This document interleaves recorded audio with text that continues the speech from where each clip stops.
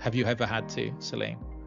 Me? This is all due sometimes to just the way their brain is wired. I think that's the key aspect.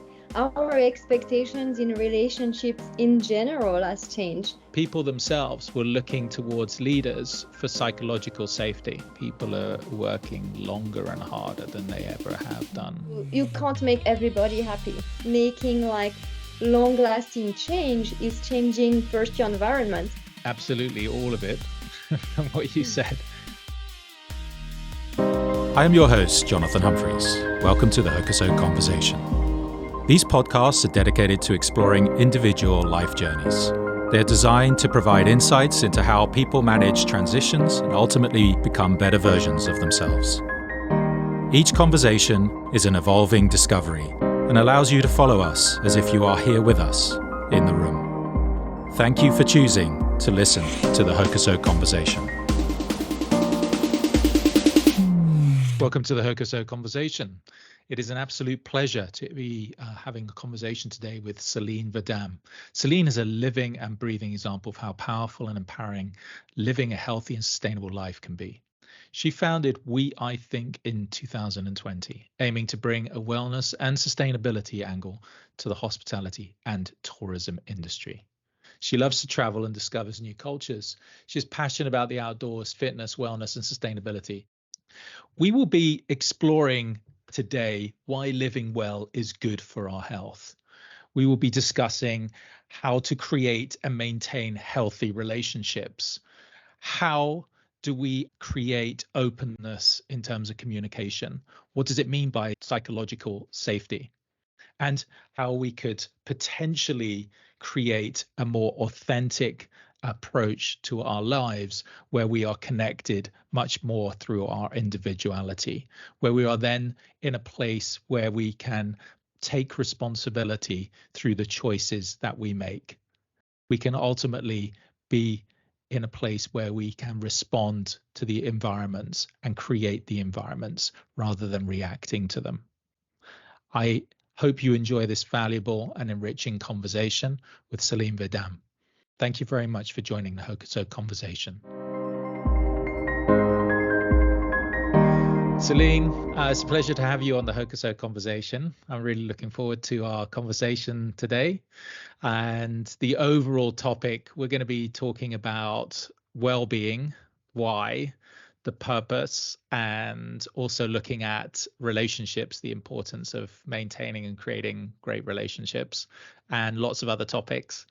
Just as a bit of context, Celine, what I would like to do is just tie this in with regards to the research that we conducted last year, which was around how people have higher levels of resilience.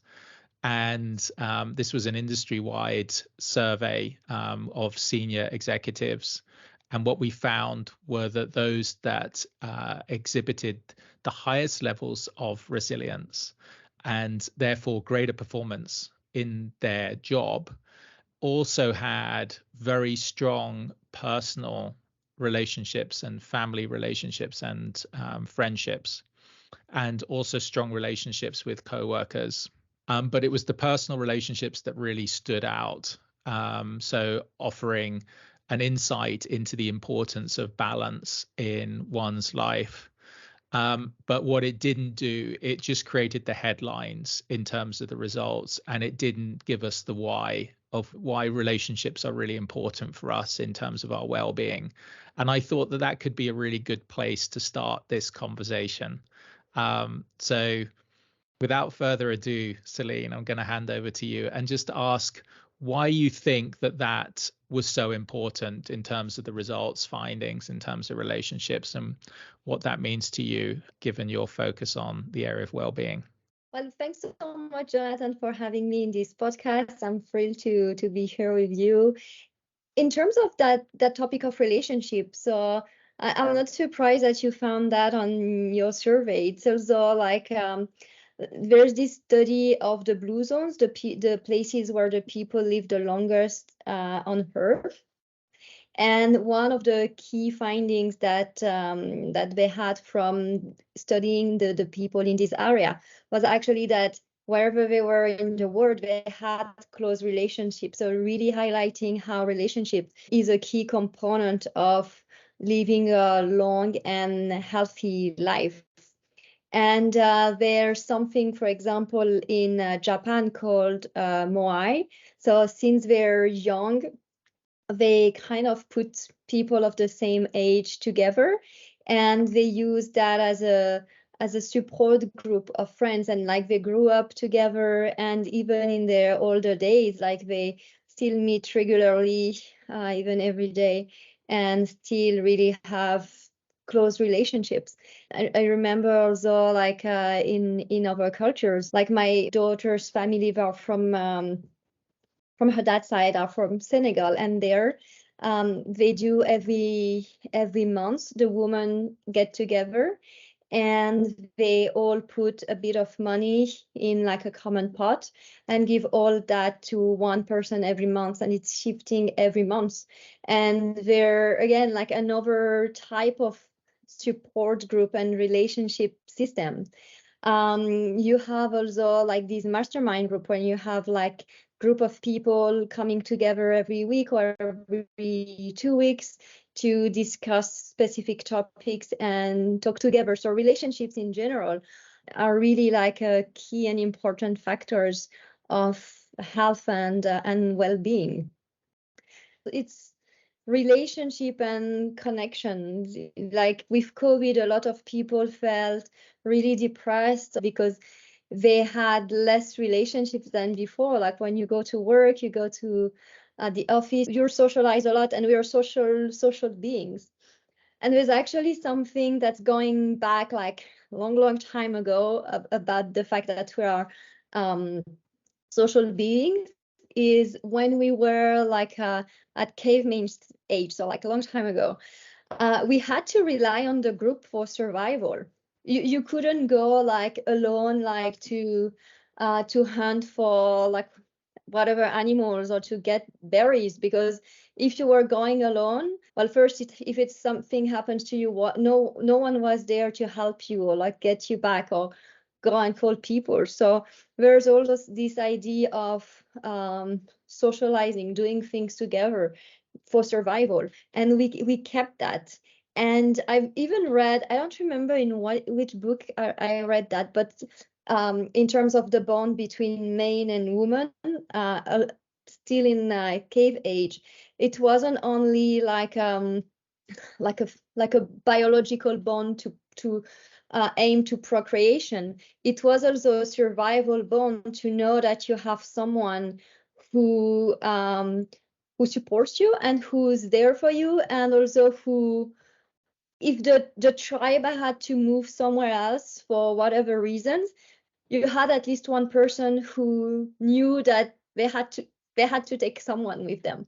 So like you could rely at least on one person who will remember that, not to forget you and leave you behind. So there's also this idea of like this survival need of connection, of being with people and socializing. That's a nice analogy, and it's interesting, right? So I was going to ask the question around, meaningful relationships, because it's one thing forming relationships, but actually forming deep, meaningful relationships is the deepest sense of connection. That's where it becomes really important. And I think what you highlighted there is the what we would call today the buddy system, which is used in military settings, where somebody looks after a younger recruit, or even they buddy up within their particular platoon. And also in work culture, we also have what's essentially called a buddy system, where somebody looks after a newer person within the company. We also have mentoring, where people look after somebody who's more junior. So we have these systems within our culture. We've obviously translated them from those days. We also have them in our friend relationships and personal relationships as well. But I'm just curious, it's also about having deep and meaningful relationships, high quality relationships. So how do we do that? How do we get to that level? You mentioned, at its essence, historically, it was about survival. And, when times are really tough, that's when actually the relationships tend to become stronger. Actually what we saw in COVID, you're right. There was the loneliness factor where people felt more isolated, but it also in some ways brought people much closer together, because there was essentially a common kind of threat, if one wants to see it that way. So then there was the kind of bonding and binding together of human beings. So I'm just wondering how we kind of do that on a more regular basis without that kind of threat to our existence, and build those meaningful and quality relationships. I think it's something quite new. And it's funny, I was talking with something around those lines with my daughter the other day, like in terms of generations and how like one generation ago, before, like, or two, like there wasn't a sense or an awareness of emotions and all the things around mental health, and like life was very different. We probably had less time to think. Like relationships were so like maybe more simple, like life was harder, but it was also more like not organized, but like your day was filled with work all day, and like hard work and like tasks to do, etc. And today, like and emotions were not really that much involved. Like you were not really like talking about your emotions to even your partner or your kids. So that's a topic that's pretty recent, like to be like so like vocal about talking your emotions, and how do you feel, and how are you like reacting to certain things, and like mental health. So I think now, like with that and with that process, we're bringing so much more weight on relationships, and really like asking for so much more from our relationship. Like the depth that we are looking for in relationship is quite it's quite new, and it's not something that you probably, like, if I ask, I don't know, my grandparents or even my parents, like, did you have deep relationship with your friends? They would be like, what are you talking about?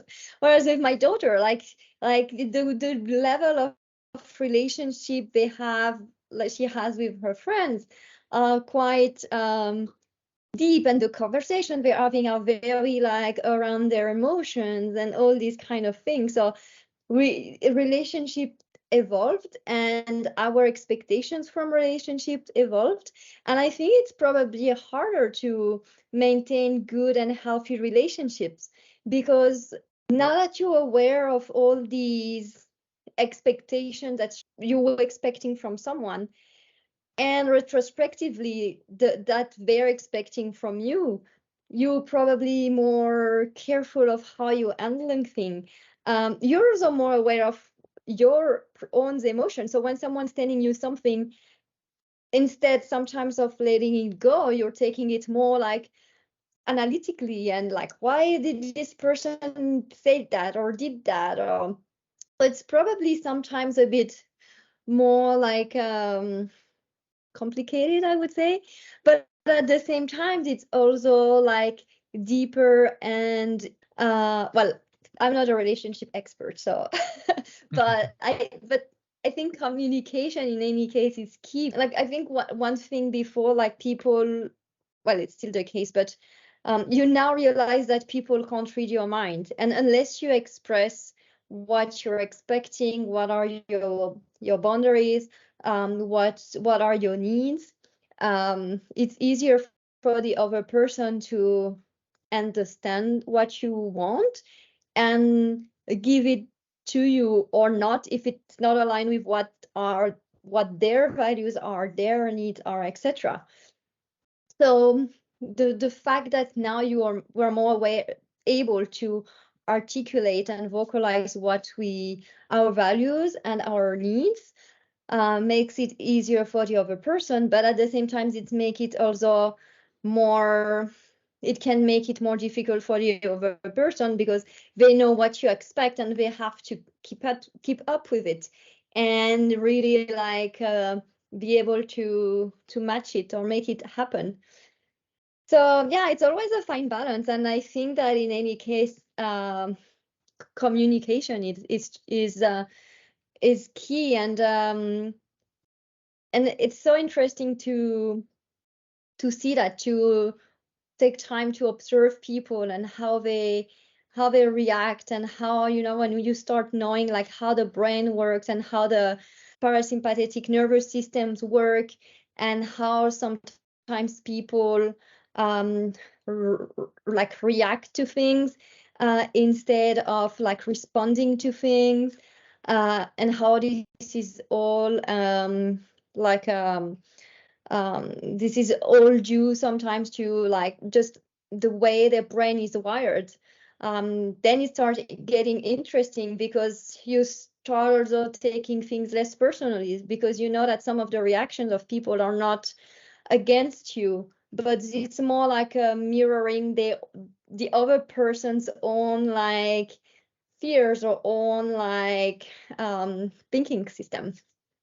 It's a fascinating topic. I think there's so much to learn from the brain and how it works, and the body in general. We're so lucky to have such wonderful super computer bodies that can do so many incredible things, and we take that for granted a lot. I think there's so much there, Celine, that I'd just like to unpack it a little. Sure. So there's three separate areas I'd like to kind of explore with you. The first is you talked about openness, communication, open communication, and I think that's one of the foundations of good relationships, and this kind of ability to be vulnerable, which has been explored in many areas, both professionally and personally, leads to, if one is able to do it in a psychologically safe environment. And I think that's the key aspect. Then we are able to be understood. And I think that that mutual understanding allows for that connection. And so it all kind of ties together. And I think just kind of linking it into well-being as well as a kind of general topic, and also, tying it back into the survey that we did with leaders. I did another survey at a conference late last year, and it was all around retaining and attracting the best talent. And I asked a large survey through LinkedIn what people were looking for from their leadership. And I also asked the audience what did they think that people were looking for from them as leaders. Now, interestingly, the leaders thought that people were looking, on the most part, for professional development opportunities. People themselves were looking towards leaders for psychological safety, as in the ability to be able to communicate openly and to be understood. And I think what's interesting in what you've just been explaining is that is actually the foundation of our personal relationships as well. But it also translates into our work relationships and also the cultures that we're in from a work perspective. And I just wondered if you had a view on this need for psychological safety in relation to well-being, because I think it's, for me anyway, just having done those surveys and also taking a reflective kind of position on it, and we both have children. So also kind of creating that environment for my boys, that psychological safety, I feel is incredibly important. It means that they can talk openly about what's going on in their lives without having to feel the need that they have to hide things from me, which I think as a parent is a huge plus, actually. Yeah, I agree. And I think that that's also where, like our expectations in relationships in general has changed.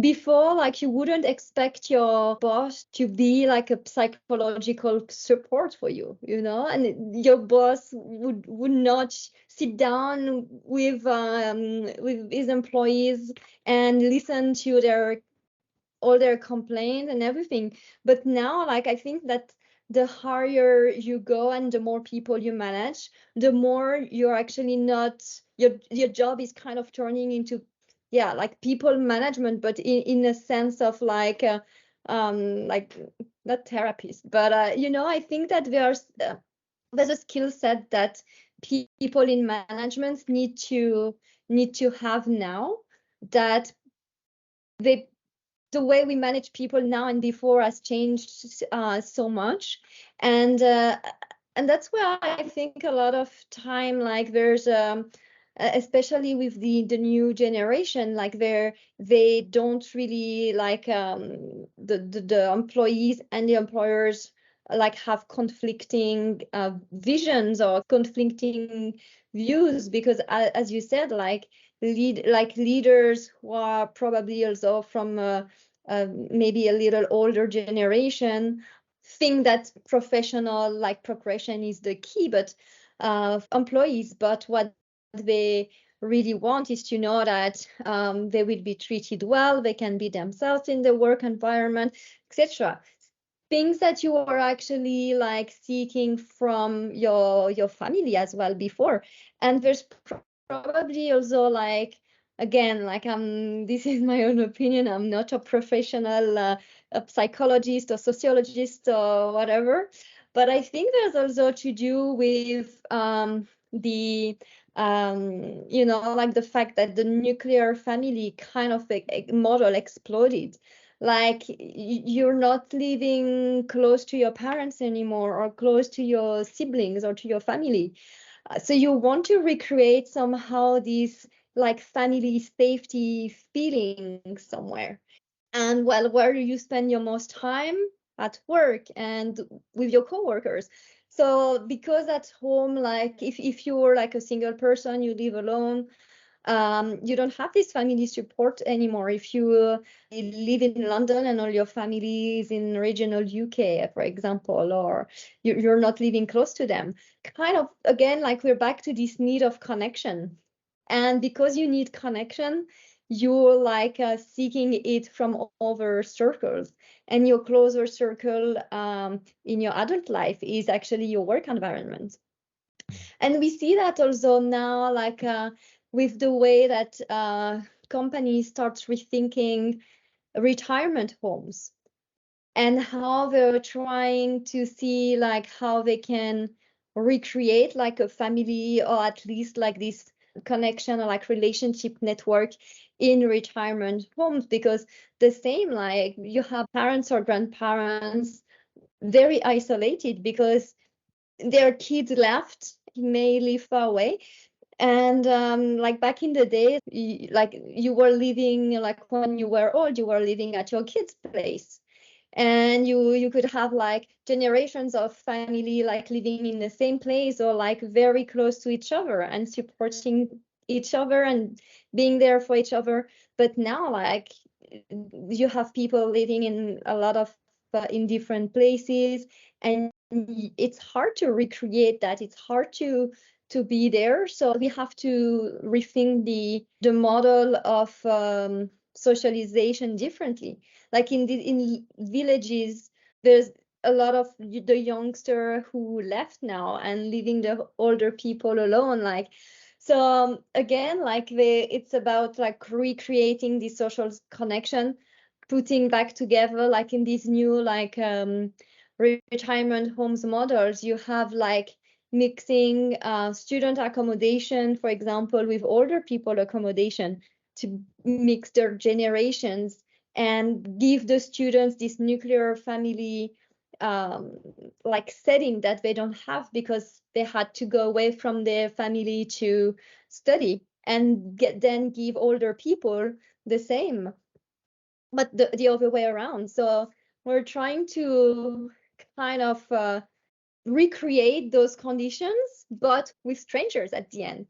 And that's also where the difficulties comes, like, and the difficulty in both sides, like how do you interact with strangers who are not part of your family, but kind of become your family of substitution.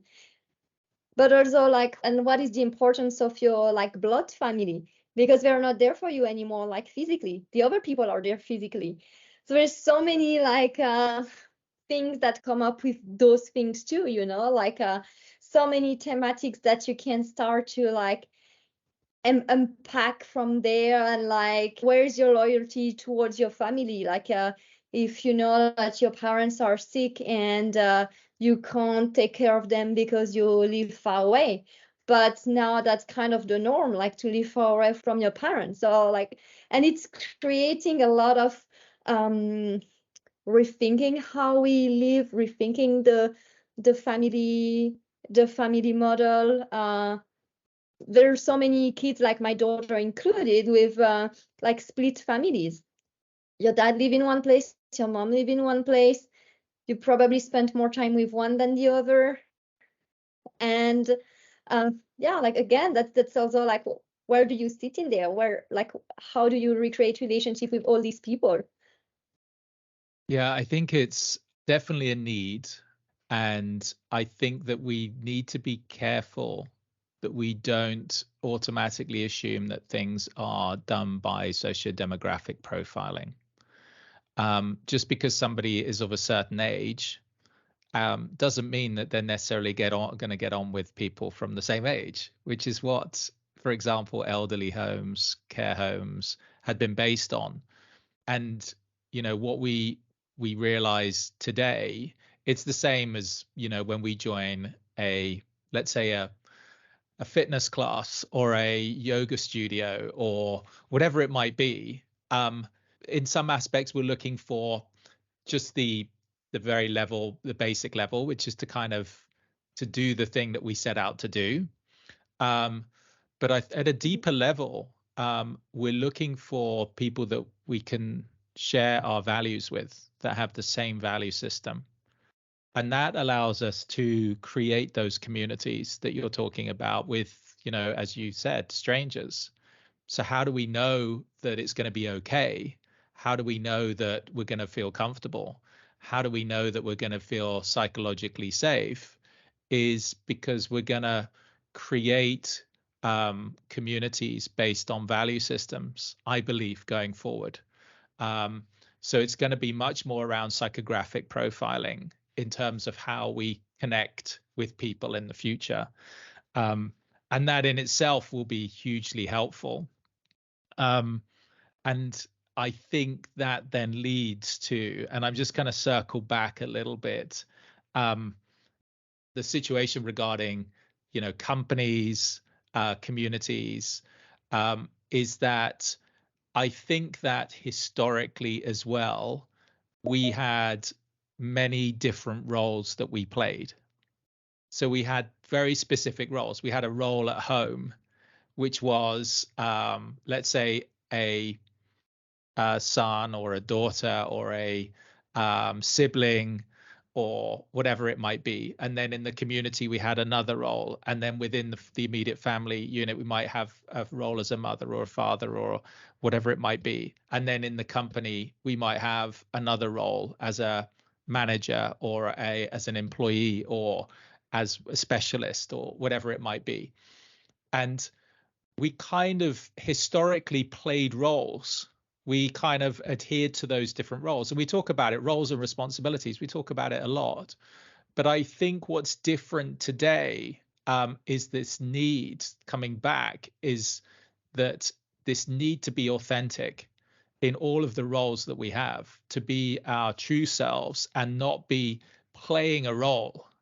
And I think that that's where it becomes really difficult and really challenging. And I think that's why there is a need, and don't forget, it's a need from people that in order to stay where they are working and to perform, they want to be themselves. They want to be comfortable in that environment and be recognized for who they are. Otherwise, they will go somewhere else where their values are also, they connect with other people with similar values. So people are looking for that to a greater extent than they ever did before, rather than playing a role and then trying to find time somewhere else where they could be themselves. So I think that authenticity is really key to well-being as well. The ability to be authentic, no matter where we are, what we're doing, who we're with. And I feel that ties in with that aspect of relationships that we were talking about at the beginning. But I'm just curious from a well-being perspective as well. And I'll come on to the role as for leaders then is much more, you could say, a leader as coach, right? So they're really looking kind of to try and figure out how those the people within their team or organization they can get be the best version of themselves, which is much more a kind of coaching approach than other leadership approaches. Now there's a whole different models of leadership, but I'm just wondering how that plays in with well-being in terms of authenticity and values. What do you think, Celine? Well, I think it's very important, like being authentic and like respect your values. And I think also like there's also a lot of structural changes that need to happen, because the roles, as you said, like we used to have like very defined roles, like really like in a box. And now the roles are changing. The lines between different roles becomes more blurry. Take a simple example, like men and women. Like the role of men and women in the household evolved a lot, and the same in a company. And now like women want to have a seat at the table, they want to have a career, etc. But it goes with like changes in their role in the household, because if you have to like have a full-time job at work that allows you to progress in your work, but at the same time you have a full-time job at home because you have to take care of everything, like like you can be a superwoman, at some time you're gonna burn out. So it needs also like structurally to allow people to be themselves, and that means allowing women to have structures where if they got pregnant, it doesn't mean that it's like stopping their career and they can continue growing their career. And the same for men, like like when men have kids, they should be allowed the same way as women to leave work to bring their kids to the doctor or to go to their kids' recital. Well, there's a few like structural things in terms of companies that need to happen to allow people, and I think that today it's increasingly like an important factor of work progression, of choosing a company, to make sure that like you are in an environment that will allow you first, like even before respecting your value, but to allow you to at least do your role the best possible and will facilitate that. And then comes like allowing you to be yourself, allowing you to respecting your values, respecting your it can be so much, like it can go from respecting your religion or non-religion, respecting your skin color, your gender, your sexual preferences, your, if you want, like political preferences, your views of the environment. And there's so many things to take into consideration, and that can be overwhelming for management and leaders as well, because there's so many things to take into consideration, that at some point you may be, okay, like, if I do this, I'm gonna might offend this person, but this person will be happy, but this person will, like, it's sometimes you like stepping on eggs, because you try to respect everybody. So I think that that's where, so like, having strong company values is important, because from your company values and from what you as a company you want to represent, where do you want to engage yourself, what is your vision, your why, it's gonna help you attract people who adhere to those values. And I think that's probably more authentic way to do it than trying to do it the other way around, like, because at some point you have to, you can't make everybody happy. And I think that as companies we need to understand to be as inclusive as possible, of course, but also like attracting talents because they are attracted to your values and what you represent. And that's how I guess it will help also to have people who are authentic, because they will be attracted to work with you because they share your values, and they think that as a brand they will be proud to work with you, and they can bring their authentic self to like when they come to work with you. I think absolutely all of it from what you said. I think one word describes it for me, it's individuality. Moving away from gender defined roles and norms, moving away from historic context around race, religion, all of these kind of things. It's just focusing on the individual, which allows people to be authentic, allows people to safely communicate, allows people to feel connected, allows people to find people with a similar value system as themselves, allows people to find environments and companies that share those values. So I think that in itself, in a way, should help with people's overall well-being.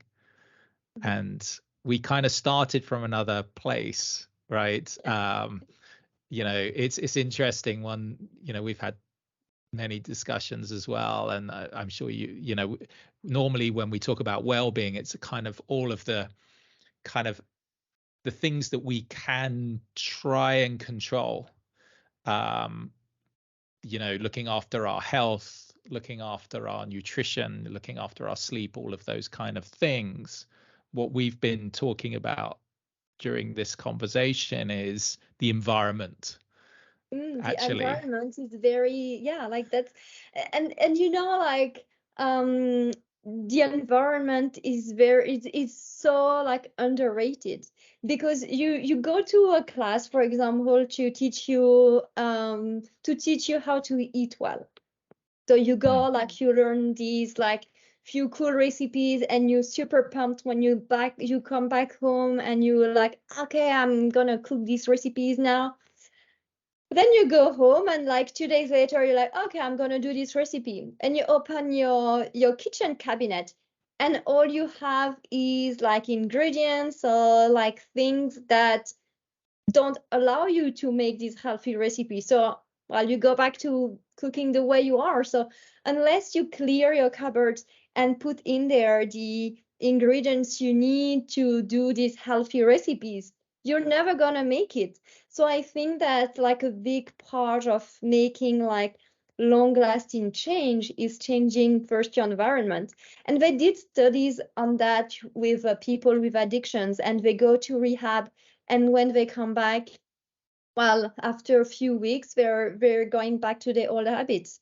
And there's actually this great book called Atomic Habits who talk about that too, and like how to create routines and like healthier routines. And the environment is like the number one thing, because you can't take, like, if you go back to the same environment, you will quickly go back to your same habits.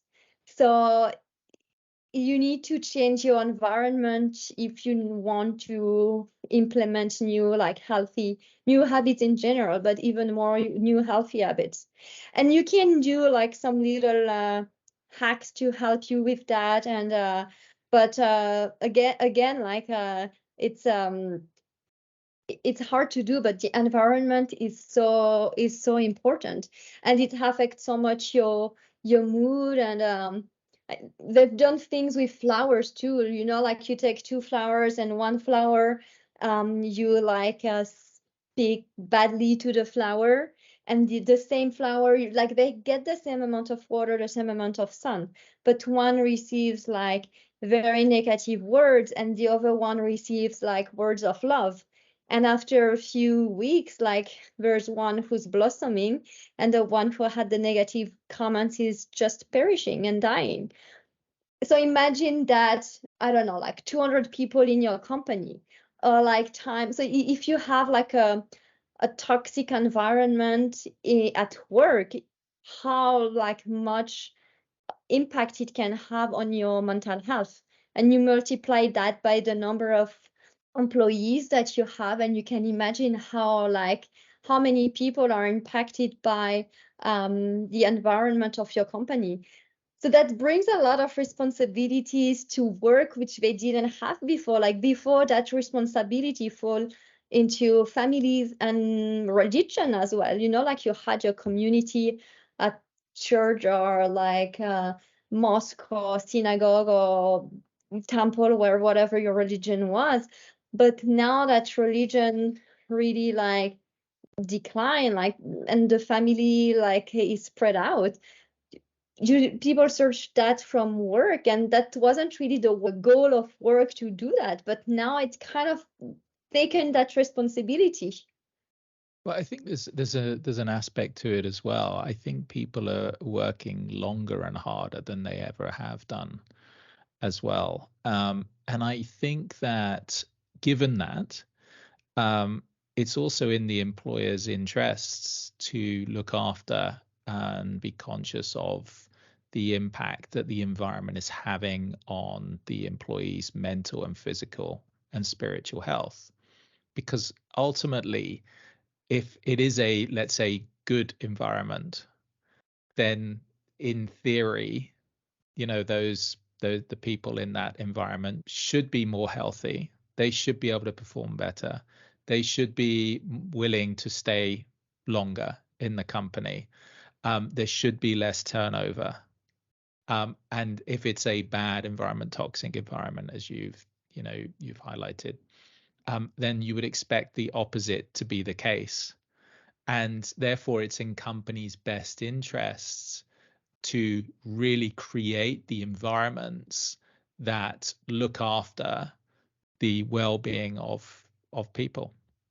And we started off with one of the big questions, which is why living well is good for our health. That was the kind of overall context. However, looking at it from a environment perspective, we can see even living within the right environment, or at least trying to influence our environment in a way that allows us to live well. I'll give a real specific example. So I, in the last few months, have quit drinking alcohol and eating meat. Okay. Now that means that when I go shopping, I don't buy meat unless I buy a little bit for my boys, maybe just one meal, and then I cook separately per week. Now, thankfully, they're very open to that, and they're quite happy to explore different things to eat. However, if I was in an environment which was constantly resisting the change, with somebody that wanted to eat meat all the time, was constantly complaining about eating only vegetables and fish, etc., that would be a very tough environment for me to be in, because I'm now conflicted with what I would like to do and the environment that allows me to do it, and the relationship that is important to me that I want to, be part of. So it's interesting having, stopped drinking alcohol, now going out with friends. I find I need to have another dynamic to, the socializing and the relationship. It's not about the wine. It's not about the beer. It's not about having kind of long evenings, talking into the early hours. It's about, really looking after myself.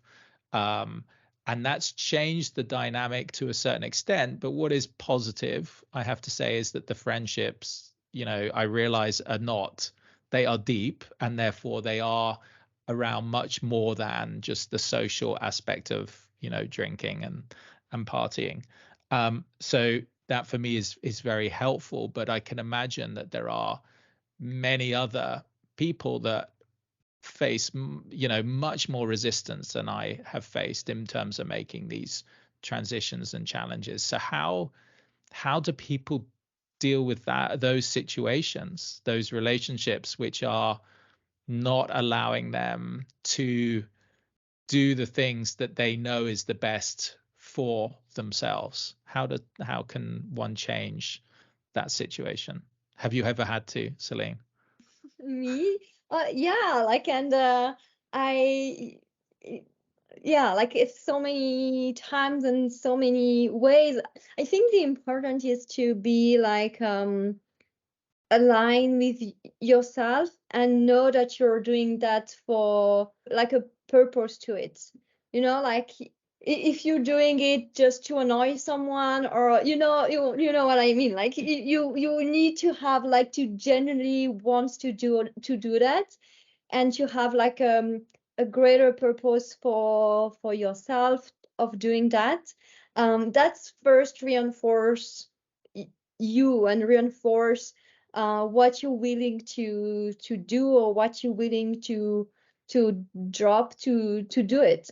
So, like, you were talking about meat, and I rarely eat meat, like very rarely.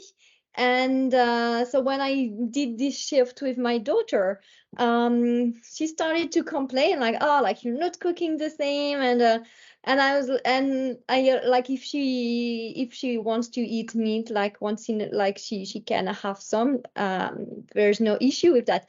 But the funny thing is, this idea of leading by example. And she started to see, like, the benefits it had on me, and explaining, like, why I was doing that, and showing her, like, different ways of cooking, and that actually, like, not eating meat was opening so many other options of creative cooking, like using so many other, like, techniques and ingredients and all those kind of things, and kind of getting her excited. And the funny thing is that when she was going back to school, like, and I was asking her what she had for lunch, she was like, oh yeah, I had the vegetarian option. I was like, why? You keep complaining at home because I don't cook with meat, and when you're at school and you have the opportunity not to eat meat, you're not doing it. I was like, yeah, but the vegetarian options looked like so much nicer. So like, if you try to force it, it's not gonna work. And I think also, like, well, with your kids, you can't do that, but sometimes with certain friends, you have also at some point to accept to let go some people. And like, along your life, there will be people who will stay for a while, and some people who will come and go, or like some people who will stay for a while and then go. And sometimes it's hard to accept that. But like, I had a really dear friend, but she was really, like, always very, very negative. And like, there's a difference between having someone who's having a hard time and being supportive of them, and having someone who's really, like, always in that negative mindset and dragging you down with them, you know. And at some point it was like, okay, like I think that we can't continue this friendship anymore because this is draining me. And you're getting frustrated because I don't see things your way, and you're really draining me. So at some point, maybe it's better if we're not talking anymore. And it's sad, but that's life. And I think this is a hard one to do and a hard one to accept.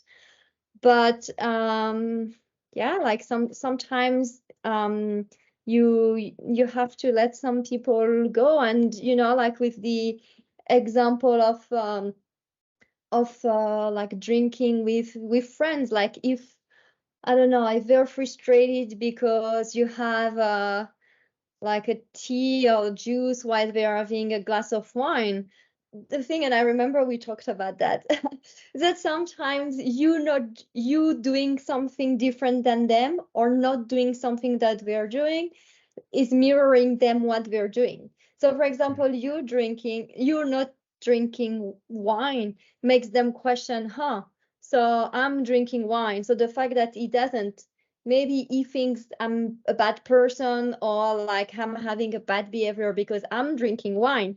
So at the end, they're not upset with you, they're upset with themselves because they're starting to question their own habits.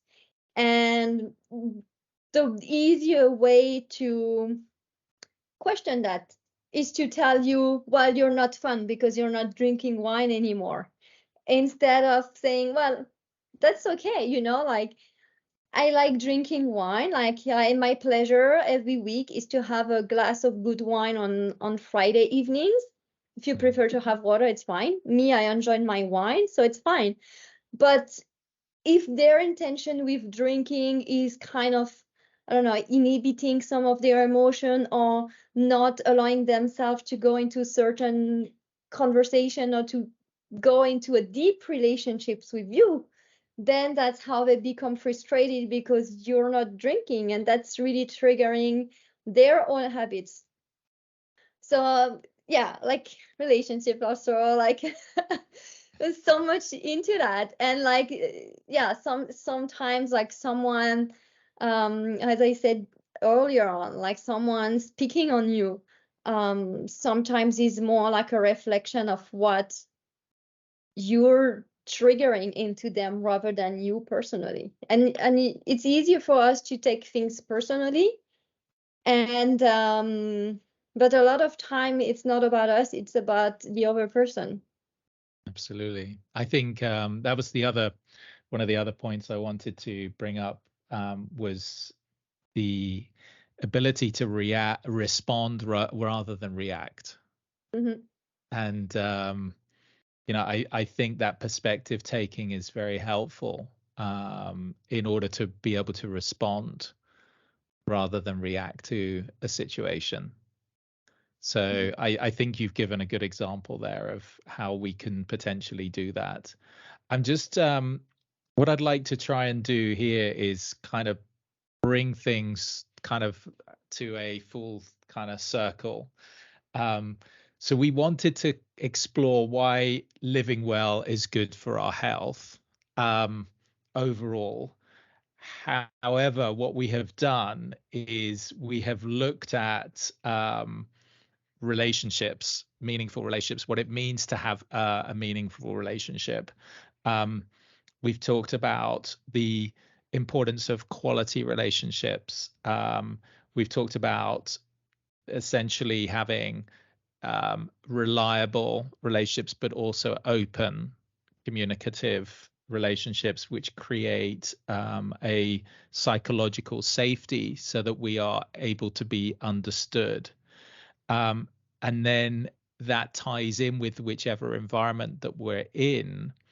It allows us to be essentially our true version of ourselves, our authentic selves, which allows us to be individual, which is our uniqueness, to express our uniqueness and be our be who we are meant to be. without adhering to the imposed kind of gender or other roles that are put upon us historically through context, which can be very limiting. It also means that, in a way, we have an opportunity to craft the environment that we're in by choosing the environment based on values, which means we can choose the people that we work with, we can choose our relationships and our friends. We can, to a certain extent, we have our most important relationships, which I guess are the family relationships, which, we hope through this process of kind of sharing our true version that they will get to appreciate our values, even if they have different values from us, because some of those relationships, it's not so easy to change and let go of. But hopefully they, through seeing that there is a benefit to us through living the way that we want to live, they will appreciate that, and maybe it has a positive influence on them, as you've highlighted, with a small example regarding your daughter and the vegetarian food. And I feel all of this kind of gives a sense that, as and I would say, as looking for the next 10 years or so in the work and in the personal environment, and tying it back with the survey at the very beginning, we're going to have a very most likely unprecedented, unpredictable time over the next 10 years. We don't really know what's going to be happening. However, what we can do is really try and figure out how to be in the best possible and create the best possible environments, which I've mentioned, and therefore there is a role for the leaders to really kind of figure out how they want to do that through their leadership style.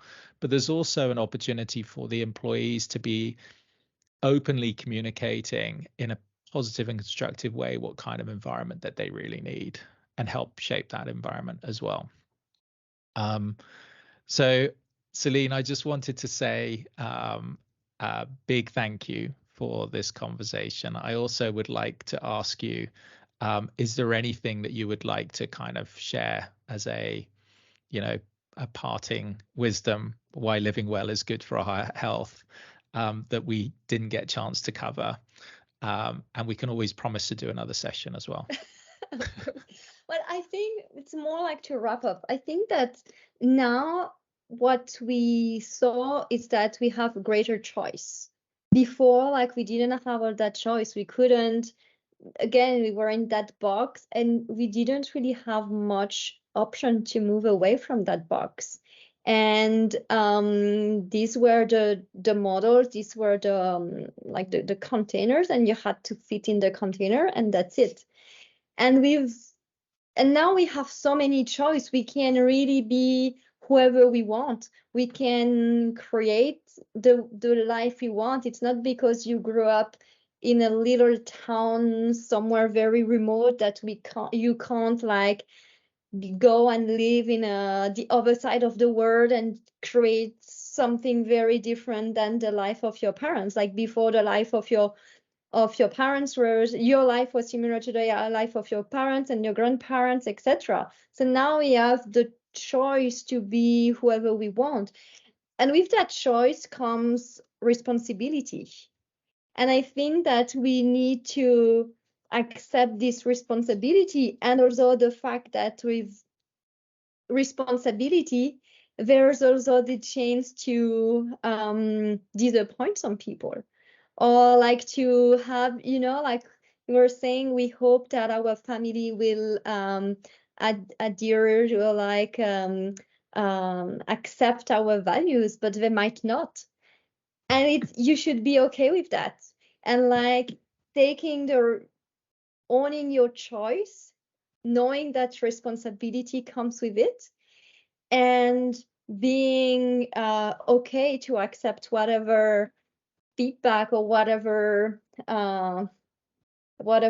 like actions, or like what's gonna come back from that choice, and owning your choice. And that's, I think, where like you can really be true to yourself and true to your well-being, is that it's really owning your choices instead of where you want to work, who you want to be, what your values are, what do you do for your health, like how you eat, how you move, etc. Because we all have the same at least basic knowledge. We all know that we need to move every day, to eat more vegetables, and to like not smoke and not drink and all these things. We all know that, but we choose to do it or not do it. This is our choice, and therefore our responsibility. So I think that that would be like my like my wisdom thing, like, what do you want to do with your responsibility? You have the awareness, you have the choice. Now what do you do with it? That's wonderful.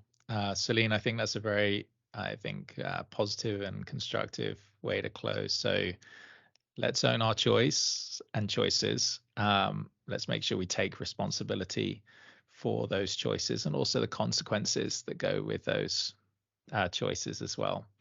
And also, what I like about the word responsibility is, if we break the word down, it's also then ties in with our ability to respond in the right way. Yeah. So without further ado, Celine, I'd love to say thank you very much for your time, energy, and insights on today's conversation, the HoCoSo conversation. It's been an absolute pleasure having you on this podcast. Thank you, Celine. Thank you so much. Thank you for having me. Thank you. Thank you. Thank you for listening to the HoCoSo conversation. We hope you enjoyed this episode. If you did, please do share us with your friends and community. Take a look at our previous episodes and look out for our next ones. We look forward to you joining us on this unique exploratory journey.